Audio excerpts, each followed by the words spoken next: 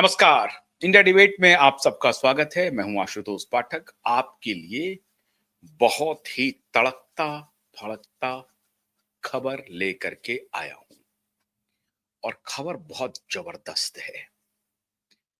Common man के लिए खुशी की खबर है, महिलाओं के लिए खुशी की खबर है, जूनियर वकीलों के लिए खुशी की खबर है, महिला वकीलों के लिए खुशी की खबर है और सर्वसाधारण के लिए तो खुशी की खबर है ही है। खबर क्या है? खबर है कि जस्टिस सूर्यकांत, बिल्कुल नहीं,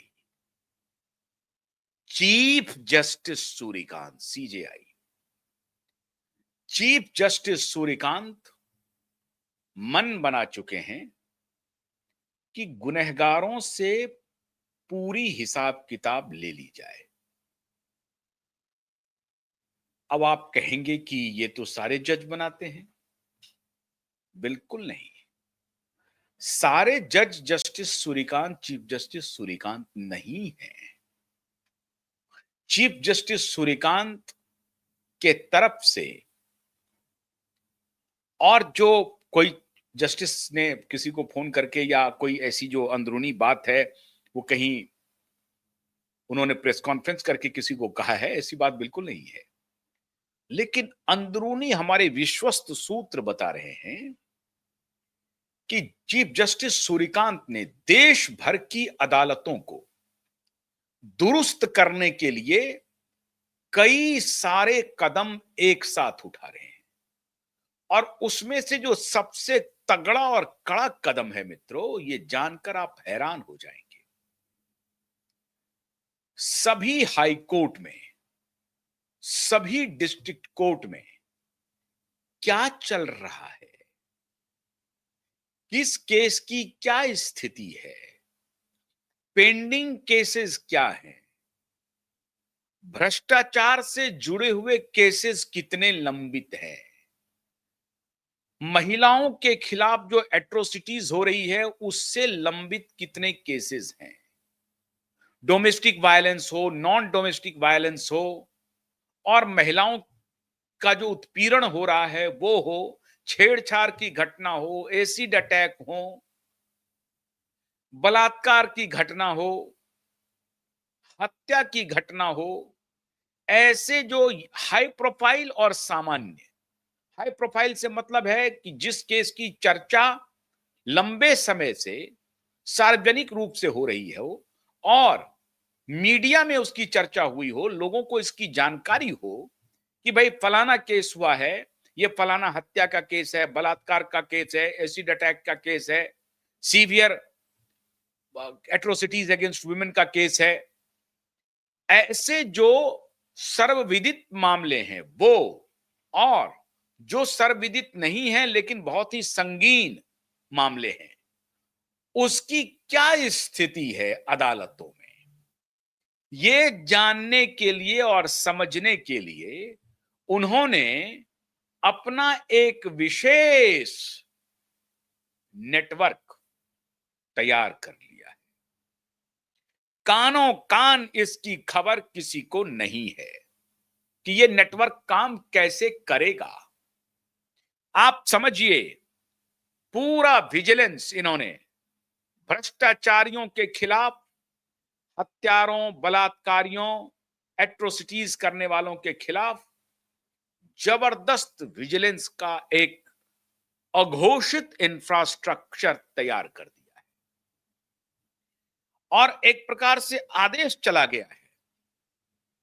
कोई कम्युनिक नहीं निकला है, नहीं किसी को फोन हुआ है, लेकिन देश भर की अदालतों में, देश भर की अदालतों का अगर मैं जिक्र कर रहा हूं तो यह मत समझिए कि खाली सुप्रीम कोर्ट में, देश के सभी हाई कोर्ट में और देश के सभी लगभग डिस्ट्रिक्ट कोर्ट में, सभी अदालतों में, खासतौर जो सीबीआई कोर्ट्स हैं उसको एक प्रकार से अंदर ही अंदर संदेश और निर्देश दोनों चला गया है कि आप अपना काम पारदर्शिता के साथ प्रारंभ कर दीजिए। आपकी अकाउंटेबिलिटी पूरी तरह से होनी चाहिए। आप ट्रांसपेरेंसी और अकाउंटेबिलिटी के साथ अपने कर्तव्यों का निर्वहन करें, कानून सम्मत करें, कानून के दायरे में करें।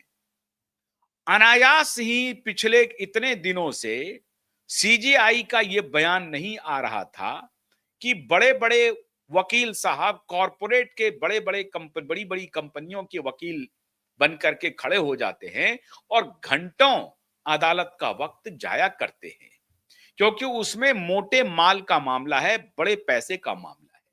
तो बड़े पैसे का जहां मामला है वहां पर तो बड़े बड़े वकील आते हैं और उसके लिए बहुत समय भी बड़ा चाहिए। लेकिन जो मामले गरीबों के हैं लेकिन बड़े हैं, एट्रोसिटीज के हैं, महिलाओं के खिलाफ एट्रोसिटीज के हैं, हत्या बलात्कार के मामले हैं, उसके बारे में कोई सुनवाई नहीं हो रही है कहीं भी। उसको गंभीर अपराध जिसके ऊपर सुनवाई करना अनिवार्य है, उसकी सुनवाई नहीं हो रही है। तो ये अनायास ही चीफ जस्टिस सूर्यकांत का ये बयान नहीं आया कि ये नहीं चलेगा। ये अनायास ही ये बयान नहीं आया कि 16 साल से रोहिणी कोर्ट में एक एसिड अटैक के मामले जो लटके हुए थे, उस पर सीजेआई ने बयान दिया कि ये मामला नहीं चलेगा। अब ये चलता है का मामला कि 16 साल तक 20 साल तक एसिड अटैक के मामले लटक जाएं, ये नहीं चलने वाला है। और इसीलिए उन्होंने सीधा सीधी निर्देश दे दिया देश भर की अदालतों को कि महिलाओं के खिलाफ जितने एट्रोसिटीज के मामले हैं उसका सारा खाका आप सुप्रीम कोर्ट भेजिए। रजिस्ट्रार को सीधे निर्देश दे दिया। अब जो ये कहानी आ रही है मित्रों कि ये दो बयान खाली जो चीफ जस्टिस ऑफ इंडिया के थे, वो सिर्फ बयान नहीं थे, एक मजबूत प्रॉपर इंफ्रास्ट्रक्चर इन्होंने तैयार कर दिया है देश भर की सभी अदालतों के लिए कि आप कौन सा केस क्यों लंबित है, क्या कारण है, इसकी पूरी रिपोर्टिंग का एक खाका तैयार कीजिए। मतलब यह हुआ कि ये अदालतों को एक प्रकार से निर्देश दे रहे हैं कि भाई justice has to be seen also, justice done, justice delivered, this is one thing, and the other important thing is that justice has to be seen, so that people must have the confidence in judiciary। और अगर लोगों के मन में न्यायपालिका के प्रति भरोसा ही नहीं है, विश्वास ही नहीं है, तो ये बहुत खतरनाक है, भले ही हम जस्टिस डिलीवर कर रहे हों। अब देखिए बात, जस्टिस सूर्यकांत क्या इशारा कर रहे हैं कि ये उससे भी अधिक महत्वपूर्ण है कि न्यायालय न्याय दे रही है, ये लोगों में भरोसा हो। न्यायालय में कोई व्यक्ति गया, उसका मामला बहुत गंभीर था, वहां सुनवाई हो गई, सुनवाई के बाद उस व्यक्ति को न्याय मिल गया, मान लीजिए मिल गया तो बड़ी अच्छी बात है, उस व्यक्ति के लिए हो गया, बल्ले बल्ले। लेकिन उस न्याय के बारे में लोगों में साख कैसे जमेगी? वो व्यक्ति एक बात को बोलेगा, दो को बोलेगा, तीन को बोलेगा। लेकिन अगर लोगों को यह पता चल जाएगा कि जो कोई भी न्यायालय जाएगा वो 16 साल तक अपनी चप्पलें नहीं घिसेगा, अगर लोगों में यह भरोसा जग जाए कि नहीं न्यायालय रेस्पॉन्सिव है और जो रेस्पॉन्स टाइम है वो बहुत घट करके 0 हो गया है, जिसको आप जीरो टॉलरेंस कहते हैं अगेंस्ट करप्शन और अगेंस्ट एट्रोसिटीज, अगर ये स्पष्ट हो जाए कि भारत की अदालतें जीरो टॉलरेंस पे आ गई हैं अगेंस्ट करप्शन और अगेंस्ट एट्रोसिटीज, तो ये लोगों में भरोसा हो जाएगा। ये भरोसा बहाल कैसे होगा? बहाल ऐसे नहीं हो जाएगा बस कि उन्होंने कह दिया हो गया, नहीं, इन्होंने साफ साफ निर्देश दे दिया है और इसलिए देश भर के माननीयों के कान खड़े हो गए हैं, जजों के कान खड़े हो गए हैं। तो आप देखिएगा आने वाले दिनों में ऐसा भी हो सकता है कि इनके खिलाफ भी कोई विशियस कैंपेन, हालांकि चला है कि विशियस कैंपेन, लेकिन उस विशियस कैंपेन का कुछ हुआ नहीं। वो विशियस कैंपेन धरे के धरे रह गए। इनके ऊपर जो आरोप लग रहे थे वो पूरा विशियस कैंपेन चलाया गया, क्योंकि उनको मालूम था कि ये अगले 2 साल के लिए बनने जा रहे हैं भारत के मुख्य न्यायाधीश, और ये भारत के मुख्य न्यायाधीश बनेंगे तो अपने तरफ से पूरी ताकत लगा देंगे न्याय की प्रणाली में सुधार का, रिफॉर्म का। और ये जो अभी खबर आ रही है मित्रों, विश्वस्त सूत्रों से खबर आ रही है, अब आप कहेंगे इंफ्रास्ट्रक्चर को इन्होंने हाईवे नहीं बना दिया है, सूचना का एक इंफ्रास्ट्रक्चर तैयार करने का निर्देश दिया है कि आपकी अकाउंटेबिलिटी कैसे होगी, आपकी ट्रांसपेरेंसी और अकाउंटेबिलिटी के प्रति लोगों में भरोसा हो जाए कि न्यायालय में सब कुछ पारदर्शी तरीके से हो रहा है और जिम्मेदार तरीके से न्यायालय का काम चल रहा है। ये कैसे होगा? ये तभी होगा जबकि एक रिपोर्टिंग की प्रॉपर व्यवस्था हो। नहीं तो कौन सा केस कितने नंबर पर कब लगेगा, ये रजिस्ट्री चुपके चुपके कर लिया, कौन कहां से सेटिंग कर लिया। कोई गंभीर विषय है उसको लगा दिया 100 नंबर पर, और कोई मामूली विषय है उसको लगा दिया 2 नंबर पे, और कहे कि भाई अदालत की नजर में तो दोनों गंभीर और मामूली क्या सारे केस केस हैं, हम उसी तरीके से सुनेंगे। ऐसा मुकदमा जिसका कोई लार्जर इंपैक्ट सोसाइटी पर नहीं पड़ने वाला है, एक दो इंडिविजुअल पर हो रहा है, हालांकि न्याय है उनको मिलेगा, लेकिन अगर उनको 1-2 मिनट बाद या 5 दिन के बाद भी सुनेंगे तो कोई नुकसान नहीं होता है, अनटिल अनलेस उस व्यक्ति का कोई ऐसा फंडामेंटल राइट का भयंकर उल्लंघन ना हो रहा, या उसकी जान ही ना जा रही हो, उसको कोई फांसी की ही सजा पड़ रही हो, क्यों पड़ रही है, काहे पड़ रही है, ये इसका आकलन करना पड़े।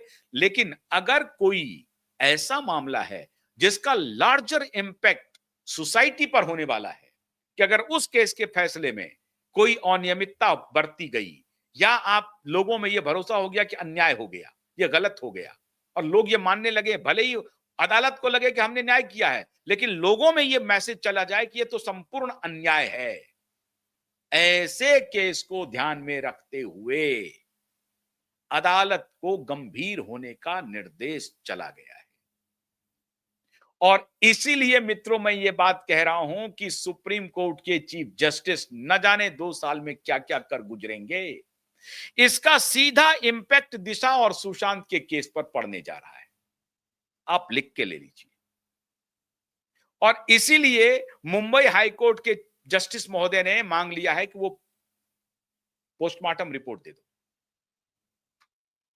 क्योंकि द मोमेंट पोस्टमार्टम रिपोर्ट जाएगा और फिर पोस्टमार्टम रिपोर्ट को जो एविडेंस है, जो नया एविडेंस सामने आया है, वो कॉन्ट्राडिक्ट करेगा तो केस खुल जाएगा।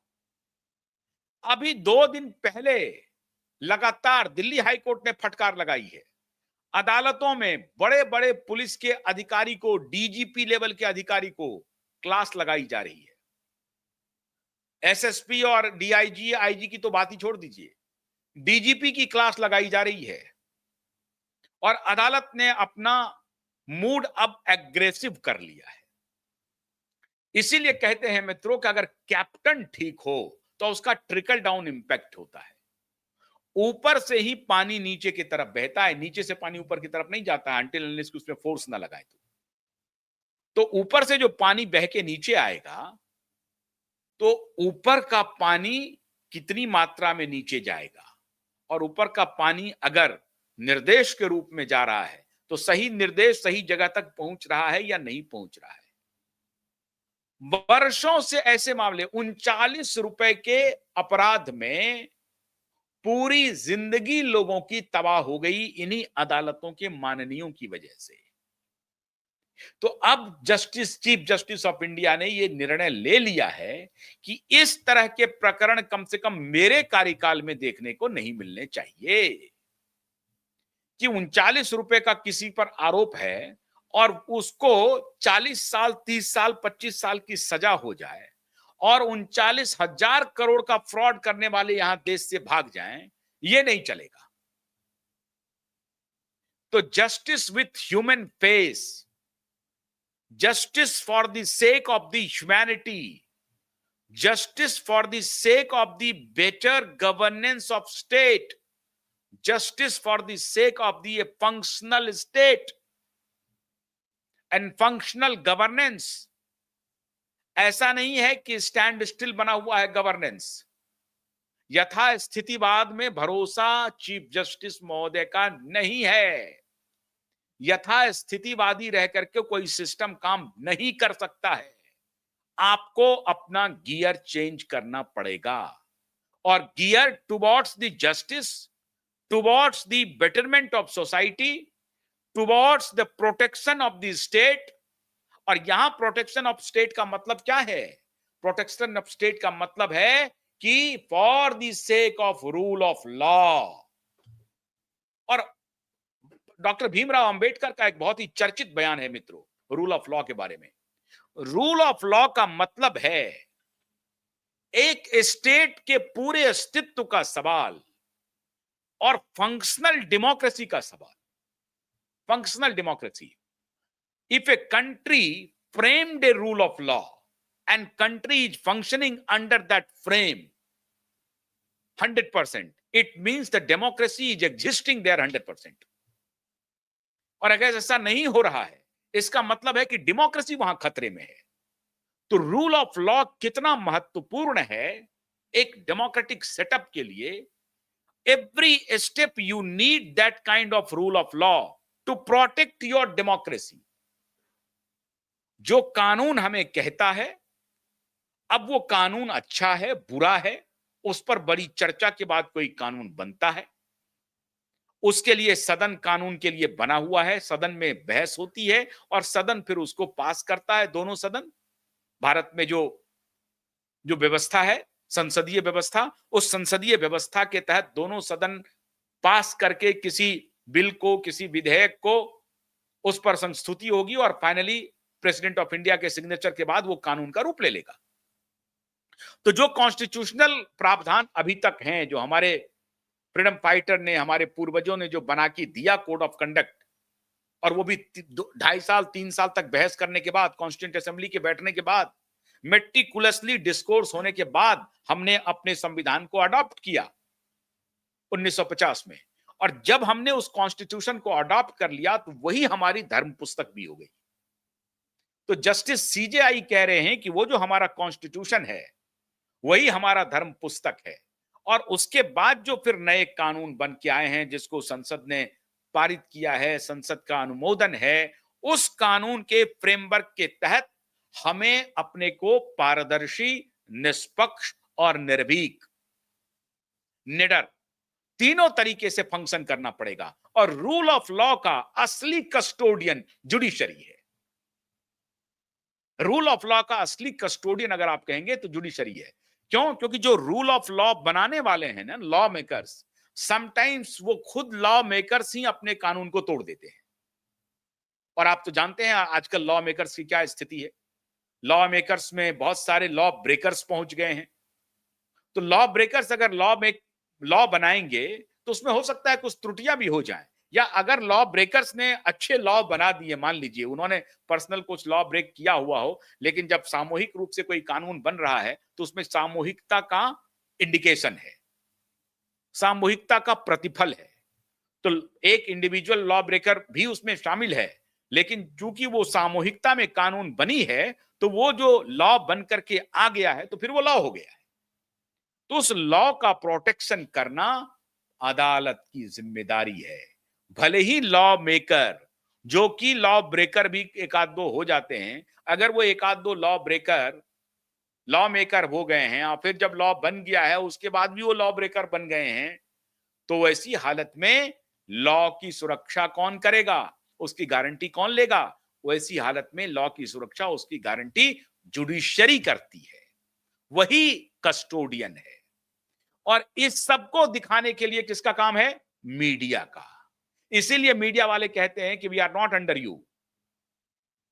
वो हम दिखाते हैं कि अगर जुडिशरी में कहीं गड़बड़ी हो रही है तो मीडिया जुडिशरी का मिरर बनकर के खड़ी हो जाती है कि साहब ये लॉ है, ये आपका वर्डिक्ट है, अब ये देखिए दोनों की तस्वीरें आपको दिखाई पड़ रही हैं, ये हम मिरर हैं, हमारे मिरर में आप दोनों आ जाइए, आप भी आ जाइए, आपका वर्डिक्ट भी आ जाएगा और आपका ये कानून भी आ जाएगा। कानून और वर्डिक्ट दोनों सामने में है, अगर चेहरे ठीक लग रहे हैं, कानून के हिसाब से आपके इमेज है तो ठीक है, अगर कानून के हिसाब से आपका इमेज नहीं है, कानून कहता है कि आपका इमेज ऐसा होना चाहिए, और अगर वो इमेज मिरर में रिफ्लेक्ट नहीं हो रहा है, इसका मतलब है कि आप कानून की रक्षा नहीं कर रहे हैं, आप इमेज गलत बना रहे हैं, और इसलिए मिरर आपको सही इमेज बनाने की सलाह दे रहा है।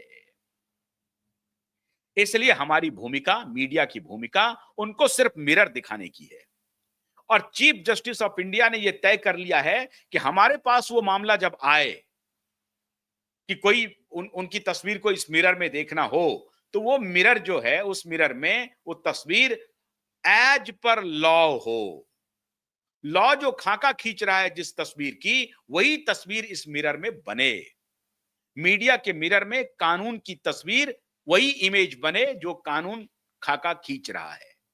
ऐसा ना बन जाए कि कानून कुछ कह रहा है और तस्वीर कुछ और बनी हुई है, और उसको मीडिया जो मिरर है वो आपके सामने जब दिखाए तो जनता को समझ में आए कि ठीक कह रहे हैं, कानून तो ये है, मिरर इमेज तो ये है। तो ये तय करना जुडिशरी का काम है कि हमको कानून सम्मत मिरर इमेज बनाना है। और ये जो निर्देश चीफ जस्टिस सूर्यकांत का आया है ना मित्रों, इससे पूरे अदालत में हलचल मची हुई है कि ये कर क्या रहे हैं चीफ जस्टिस ऑफ इंडिया, ये क्या क्या करेंगे। इन्होंने अब सबको एक प्रकार से कह दिया है कि भैया पारदर्शिता से और अकाउंटेबिलिटी से और निर्भीक होकर के काम करने से हमें कोई नहीं रोक सकता। आप भी काम कीजिए, कानून सम्मत काम कीजिए, हम आपके साथ खड़े हैं।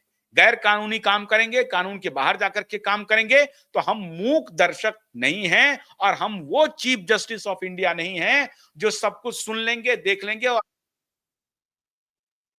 अपने सर को झुका लेंगे। ऐसा वाला नहीं हूं। ये संकेत माननीय चीफ जस्टिस सूर्यकांत ने लाउड एंड क्लियर देश भर की अदालतों को दे दिया है। तो जुडिशियल रिफॉर्म रिफॉर्म हम लोग कह रहे थे, इसी को कहते हैं मित्रों कि अगर व्यक्ति में दम हो तो वो इंस्टीट्यूशन को रिस्पॉन्सिव भी बना सकता है, रिस्पॉन्सिबल भी बना सकता है। याद कीजिए टीएन सेशन को। बाद में और बात है, टीएन सेशन भी पॉलिटिकल पार्टी में चले गए थे, वो अलग विषय है। लेकिन टीएन सेशन जब तक ए पॉलिटिकल रहे तो उन्होंने चुनाव आयोग के को जो जो मर्यादा मिलनी चाहिए थी, चुनाव आयोग को जो प्रशंसा मिलनी चाहिए थी, जो तारीफ मिलनी चाहिए थी, जो हक मिलना चाहिए था एक इंडिपेंडेंट एजेंसी का, वो उन्होंने दिला दिया था टीएन सेशन ने। और आज तक चुनाव आयोग के रूप में, चुनाव कमिश्नर के रूप में, उस वक्त तो कमिश्नर नहीं चुनाव आयोग कहा जाता था उसको, वो अपने आप में आयोग है, वो इंडिविजुअल नहीं है। See the philosophy of election commission. बाद में उनको इलेक्शन कमिश्नर कहा जाने लगा, लेकिन उस वक्त तक तो हम लोग ये कहते थे टीएन सेशन चुनाव आयोग हैं, वो अपने आप में इंडिविजुअल नहीं है, वो अपने आप में एक पूरा दर्शन है, एक कॉन्स्टिट्यूशनल दर्शन है वो। और वो कॉन्स्टिट्यूशनल दर्शन क्या है? उनकी पूरी लिबर्टी, निर्भीकता, निडरता और transparency, accountability. For home? For the democracy, for the state of Bharat. Bharat राज्य के प्रति उनकी जिम्मेदारी है, भारत राज्य के प्रति वो अकाउंटेबल हैं। भारत राज्य का मतलब क्या हुआ? भारत में बसने वाले जनता के प्रति अकाउंटेबल है, भारत जो भौगोलिक सीमा है उसके प्रति वो अकाउंटेबल हैं। तो जनता उनके केंद्र में थी, जनता के प्रति वो अकाउंटेबल हैं, क्योंकि ये फंक्शनल डेमोक्रेसी है। तो ये है चुनाव आयोग। ठीक उसी प्रकार से चीफ जस्टिस ऑफ इंडिया ने अदालत की जो मर्यादा है, अदालत की जो स्वतंत्रता है, अदालत की जो निष्पक्षता है, उसके बारे में अपने मित्रों को संदेश दे दिया है, संकेत भी कर दिया है कि कृपा करके अदालत को वो जगह ना बनाइए जहां लोग इनकी आलोचना करने लगे। अगर ये मंदिर है तो इसकी पवित्रता की जिम्मेदारी भी हमारे ऊपर है। आगे आगे देखिए होता है क्या। बहुत बहुत सैल्यूट है चीफ जस्टिस ऑफ इंडिया को। बहुत बहुत शुक्रिया। नमस्कार।